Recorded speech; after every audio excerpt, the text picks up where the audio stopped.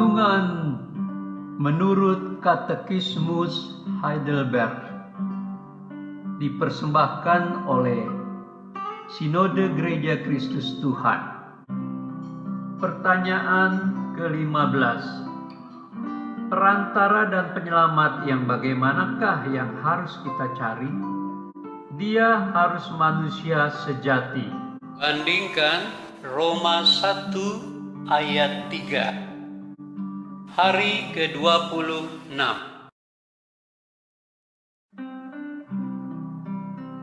Saudara, dia harus benar-benar manusia. Bukan setengah manusia dan setengah dewa. Bukan separuh ciptaan dan separuh pencipta. Bukan. Kesejatian kemanusiaannya harus teruji dan terbukti secara historis. Pembuktian secara historis tersebut harus memenuhi syarat objektif dan universal. Objektif artinya dia ada sebagaimana adanya, dapat dilihat, dipegang, diraba, didengar suaranya, makan dan minum, bahkan mati seperti layaknya manusia.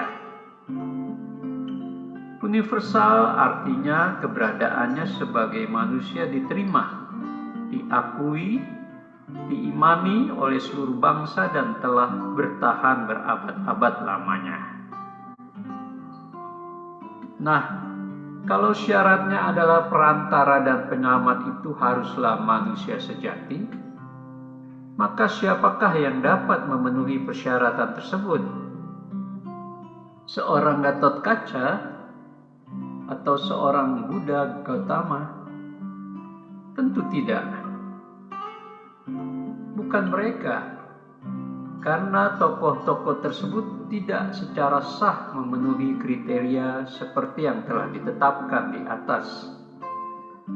Saudara, manusia sejati sebagaimana disebutkan di atas, dia itu juga harus sungguh benar. Sungguh benar di sini artinya dia tidak berdosa, tanpa noda, meskipun dia adalah manusia. Dia adalah manusia sejati, karena itu dia tidak terhisap oleh dosa kemanusiaannya.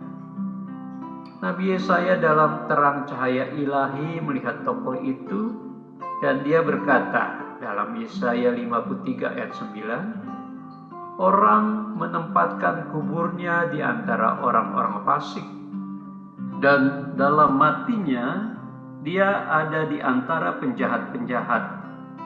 Sekalipun ia tidak berbuat kekerasan dan tipu tidak ada dalam mulutnya. Di dalam 2 Korintus pasal 5 ayat 21, Rasul Paulus menjelaskan, dia tidak mengenal dosa, tetapi telah dibuatnya menjadi dosa karena kita, supaya dalam dia kita dibenarkan oleh Allah. Saudara, dia sungguh-sungguh benar, murni tidak bersalah. Siapakah dia yang sungguh-sungguh benar dan tanpa dosa? Dia tentu saja adalah Tuhan Yesus Kristus, Juru Selamat kita.